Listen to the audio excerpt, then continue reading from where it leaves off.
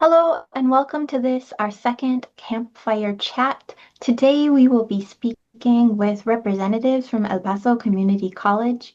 My name is Emily Sa, and I will be your host. This Campfire chat is supported by a grant from Ascendium and produced by WestEd in partnership with the Texas Success Center and Student Ready Strategies. I'd love to turn it over to our guests today. We have Professor David Moody and Director Mari del Carmen, who is here to speak with us today, Casavantes, as well as Roberto Castillo, who is a student in the program.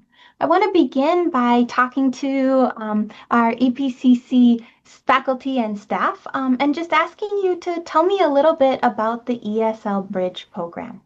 Well, the ESL Bridge program is kind of a feeder system into our credit ESOL.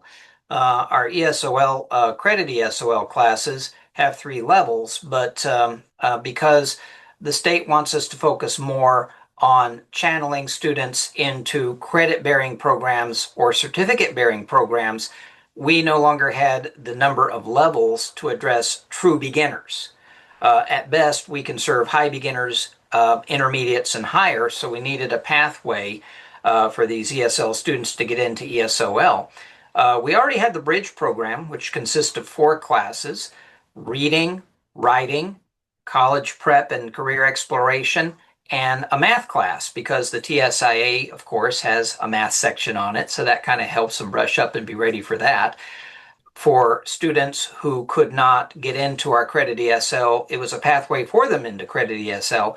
But after we had to constrict our course sequence from six classes, six levels down to more like three, it became more vital that the bridge be what what the name indicates, a bridge for students into credit ESL, which will then channel them into credit classes that are degree programs and certificate bearing programs. So kind of what we did was the reading teacher and I kind of upped the ante a bit. We kind of took the reading and writing courses and made it equivalent to what our beginners level had been. And so those students that we may have lost due to the fact that they weren't testing into ESL, we're not losing them anymore. In fact, I have to say, generally speaking, a lot of students, in fact, I would say most students who go through the Bridge program do better in the credit ESL classes than students who tested directly into ESL, because they're already familiar with the college environment. They already know how to take notes. They already know how to form study groups. They already know how to navigate a college campus. Thank you so much. Mari Carmen, as the program coordinator, if you could just kind of help the listeners understand how the Bridge program is situated between the beginning level ESL and the kind of the other classes. ESOL Bridge started on the continuing education side of the house. So it was great to have this opportunity to become in partnership with the ESOL sequence. And also at the same time, we were in another building as a continuing ed department. And so they moved us to Valle Verde campus, and I think that has contributed a lot to become visible, not only to students, but also to the rest of the departments of the community college. So that has been a very, success in the decision that they made by bringing us over, not only in partnership, but physically. I think I have to also bring this out. The adult education system is a totally different system. That's why our department, as continuing ed, sort of like plays the role of preparing students to transition to the academic side, help them with their basic skills in order to transfer, like an adult education center. When we started way back, the National Transition to College Network, the NCTN, was key for us in finding ways, because we were approached by students, underprepared students that are that wanted to study a little bit more to continue their pathway. They have interrupted their education and they were looking for ways. We developed the transition to college, and then through grants, particularly the one in 2014 with the coordinating board, the Texas Coordinating Board, TWC, and Texas Learns, we all got together, and in combination with the adult education centers, that's when we established the ESL Bridge with those funding. And from then on, we have continued, and I think now with the partnership, it's another step forward, finding ways of really assisting students to transition and continue their journey in college.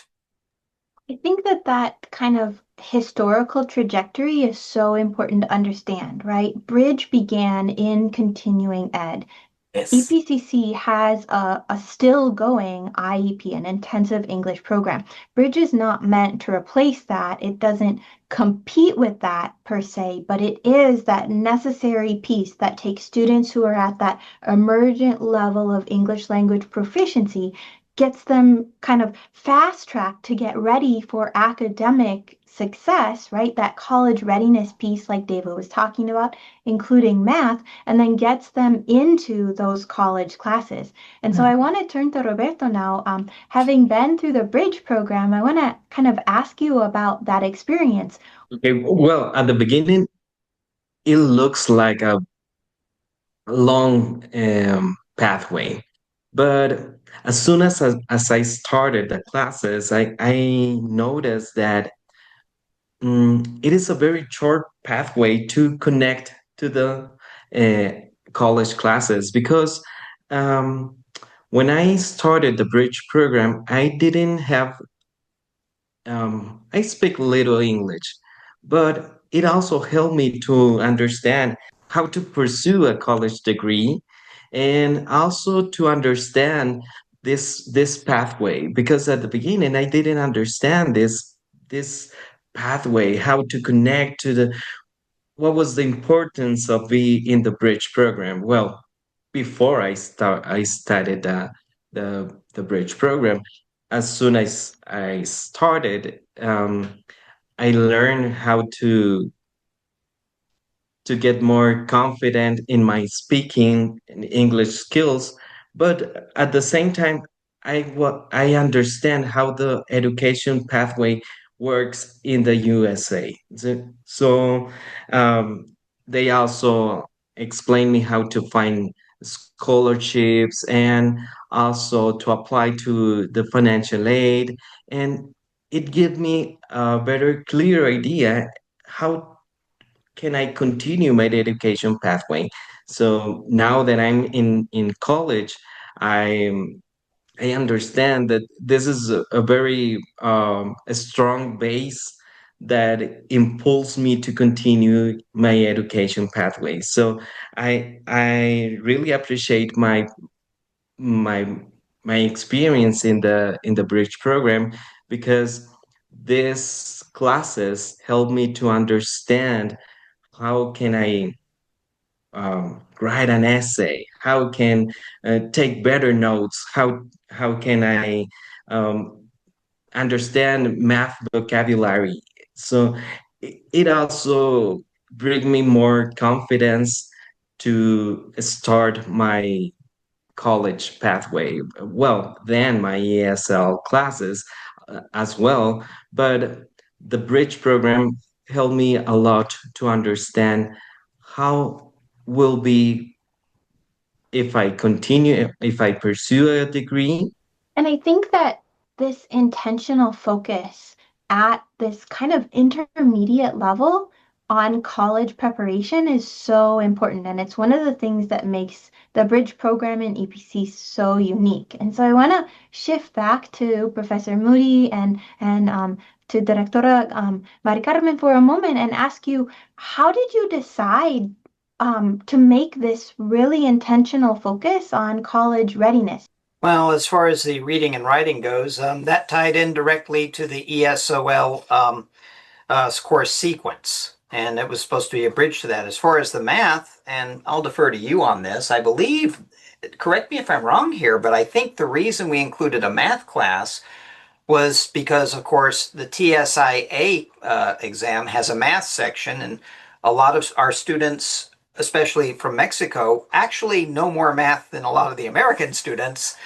So they don't need to retake it again. They just kind of need a refresher, I believe. We interview, when we were doing the transition to college, we interview every department of the college to see what was going on in the transition and where were the points where in the college people, students will come in, not only through ESOL, but the other continuing education colleges, departments.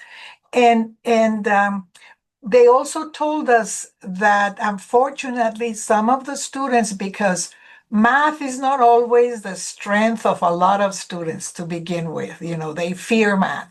So once they were taking classes, they will postpone to take the math because of fear.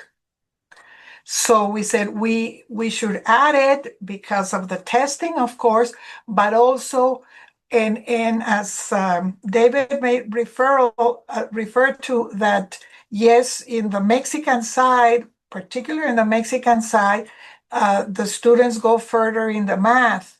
But the thing is that the way they process the math is not the American way. When they do the operations, so it's good for them to have an instructor that knows the two systems, ¿verdad? The math instructor, and this is the way it's done in America, and this is our way. So I think it has lowered their fear for math, because also math is sequential. So if they are blocks that they didn't never understood when they were taking classes in other places, that was the fear of the math. But now that it's sequential, now that they went through all the phases of the curricula, now they were confident and they realized that they were competent in math as in any other. The fear goes away. So that's why we were interested, and it's always a surprise. Everybody says math, but I want to learn English. Yes, but that's part of your preparation for the academic world. In fact, when we were redeveloping our course sequence, we could have had up to 27 credit hours in our course sequence, but the curriculum office at EPCC correctly, I totally agreed with this once they pointed it out. We only want you to use 24 of those because they may need 3 credit hours for a developmental ed math class. And I think that by including math as part of the ESO bridge, that lessens the need for them to have to take a developmental ed math class. Correct. Yeah, I want to turn it over to Roberto because I remember when you were getting ready, you were studying for the TSIA exam. How did being prepared in the bridge program impact your ability to perform on that exam and to do, you're in statistics now? Yes, as Mr. Moody and Miss Mari Carmen said, um, in Mexico we have different practices of math, but and I was a very good student in math, but I didn't understand the vocabulary in English. It could be confusing if we don't understand the context, and especially in the TSI, a lot of the problems of the practice are in text. So if we don't translate the English version to the math version, we don't we will make mistakes. And when I was studying for the TSI, I remember all my lessons from the bridge program, and actually it's very simple because I have to say this. In Mexico, we do math very difficult, very complicated. And when I learned it in the bridge program, it was pretty easy. It was very simple. It was actually I was like, oh my God, I can do the same problem in a very easy process, no? So it helped me a lot to study for the TSI, and I succeed the test. And as you said, I'm actually taking the statistic classes right now, and I'm doing very well. Thank you. I want to kind of switch gears here just a little bit to note several different kind of legislative mandates now that are really, for example, decreasing the number of credit hours that we want students to take. So has this work that you all have been doing been influenced at all or had to change in light of recent legislation, or is it still kind of keep on keeping on? For ESL, we had, when I first came, I'll let Maria Carmen talk about how it's impacted on her end, but I can tell you on the credit side, it has been a huge impact. When I first came to EPCC in 2004, we had 6 levels. Starting in 2012, that was reduced to 4. So for the last 3 years, it's been reduced to 3. And so basically it seemed like the answer to they're spending too much time in ESL, so let's reduce the number of levels. So our sequence has become, we're still, and we've generated data to show this. Our students who finish our INRW co-requisite, which is co-rec with an English 1301 class, and that was the last class I taught Roberto in, actually. They have like a 91% success rate in the English co-requisite and like a 92% success rate in their next writing intensive course.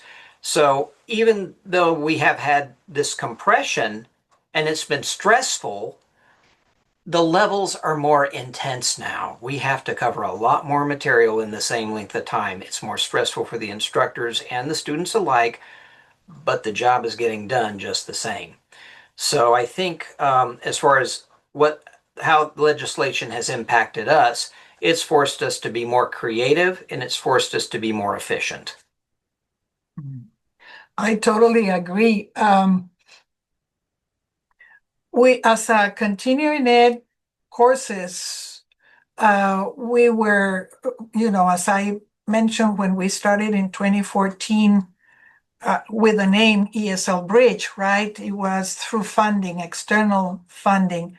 And then because of all these other activities that we had with the industry, we were able to have and open a revenue account. So we have some sort of like a reserve money. Thank God for that, right?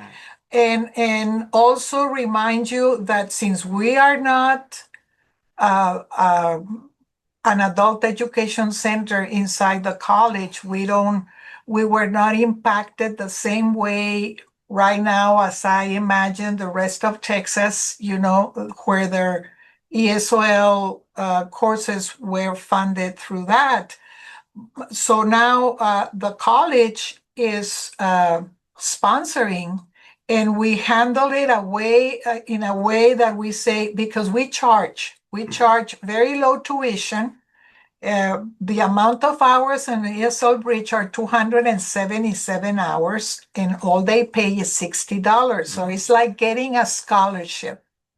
So between the college providing that support, because as a community college, we are very much interested in creating programs according to the needs of our community. I want to remind you that we're a border town. So our students are immersed a lot in a Spanish-speaking community. There are some students that come to class from Juarez every day. So the way of advancing in English is, I believe, is more challenging than if I were in Houston or if they were in Denver, Colorado, where the opportunities to use the language are there. So that's why the intensity of the classes in such a lower level, that's why we provide the 200 and something hours because they need the practice. Otherwise, they don't use the language outside the college. An important point. In many ways, it's almost an EFL, English as a foreign language program, rather than English as a second language program. That's right. Well, most of the linguistic models, the language acquisition models, assume an English intensive environment. We are not that, so we can't operate in a similar fashion to a lot of our colleagues at other schools. Exactly. I want to ask one final question here to all of you. I'm so grateful for your time today. This focus on college readiness, and particularly so early, relatively early in the ESL sequence, is really one of the things that makes the Bridge program so unique, has made it unique from the get-go. College readiness has always been at the heart of the Bridge program. What recommendations do you have to other colleges that are trying to kind of pivot their existing ESL programs, whether they're in continuing ed or whether they're in, a division of academic affairs, to get to this focus on career and college readiness from the get-go? That's my question to both of you who work there. And then Roberto will end with a question to you. What advice do you have to students who are making that transition? Okay. Well, as I mentioned before, the National Transition to College Network was key for us. That's when we designed the framework. So, in order to know exactly what you're trying to ask us about the college readiness, the importance of starting building their habits since the beginning, for example, how to take notes, reading strategies. That's the academic readiness. Then college readiness to understand the system, as Roberto was saying, how important it is to know how to, when to go to a counselor, when can you drop a class, even though it might sound that is so early in their language acquisition, but this is also a time where they're making decisions what they want to study. And we also know that at the beginning, they have not really, they're not going to master the language once they finish with ESL Bridge, but they will know the context where they are moving. And so that gives them confidence, even though the language, they haven't mastered the language, but they know they're familiar with what is expected. As college students, they know how to handle um, their financial aid. They already explore options on what to study. It gives them confidence. They feel that they know the environment and what's going on outside their classroom. It's academic readiness, college readiness, career readiness, and personal readiness. That's another very important issue because, like with the ESL Bridge, the commitment for students is all morning from 8:30 to 12:30. So it's a big commitment to have to make changes in their personal life. So that has to do with time management skills. All of these things come to terms that once they finish ESL Bridge, if they decide because of their personal issues that they're not ready to continue, for us is not is still a success because at least they know that they have to wait a year in order to continue, but they don't get in the mess with financial aid that they continue and they had to stop because of family issues that they were not ready for. I would say, if you're asking me for advice on this, I'd say anybody who's wanting to start something like this, get all the stakeholders involved.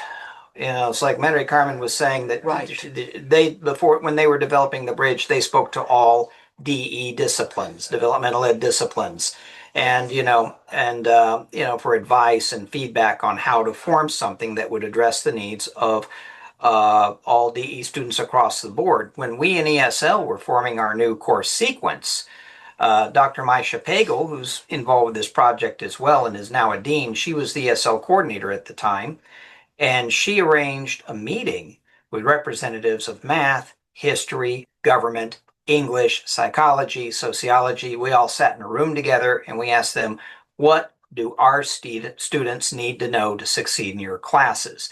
And that did influence our curriculum design. And it's not just the instructional stakeholders. You need it in intake and registration and counseling as well. And I think sometimes that gets overlooked. You know, people will talk to the instructional side, but you also have to get the administrative and intake side involved. Roberto, what about you? What advice do you have for students who are preparing, like Maria Carmen was saying, college readiness, career readiness, personal readiness for this big journey? My advice for a student who wants to start this pathway is to do the bridge program. It's because at the beginning we try to do this process very quickly, but at the same time we need to understand our own process. We need to understand that we if in order to improve of our English skills, we need to experience and understand that this is a process that takes time and effort. If you really want to succeed in your English skills, you need to understand that the process is going to be as long as you need or as long as it needs to be, because now that I'm taking classes in the call in my major, I understand and the need of this basic knowledge that now using in my classes. So if I didn't did the bridge program, probably I'm not gonna be successful as I am right now. I am succeeding because of the encouraging that I gained in the bridge program and also the ESL program. So my advice is that do it, understand your process, and understand that it depends on your needs, and it also depends on your effort, because the thing that I like in in APCC is that this process can be short if you want it, but you have to be committed to do all these efforts during this time, because it could be intense, but it will be helpful for you if you really commit to your goals. But it depends on you. Actually, now I'm doing this with you because I want to practice every time as much as I can. So that's my advice for every student who wants to pursue this. I think that's great advice for students, but I also think it's great advice for people like, Mari Carmen, who's running a program, or faculty like Professor Moody, who are in these programs where they're feeling this kind of pressure to cram, more and more courses into a shorter and shorter time. Like Moody was saying, that's really intense. And so to hear a student also say it's intense, but it's necessary, and so don't rush this process, I think is really important, because I think faculty can and program coordinators can feel like they don't have any choice. They have to shorten the sequence because that's what students are saying they want, and that's what administration is saying that they want. So to hear a student say, that might have been what I wanted, but that wasn't what I needed. And what I needed was to have the time to practice. And like, Mari Carmen was saying, the time to learn the system, not completely master the language, I think is great advice. And it's really an affirmation of not only what you all do in EPCC with the Bridge program, but across the state for all of our ESL programs. I want to say thank you again so much to all three of you for sharing your wealth of expertise and your experiences. It's always a joy to talk with all of you. Thank you so much.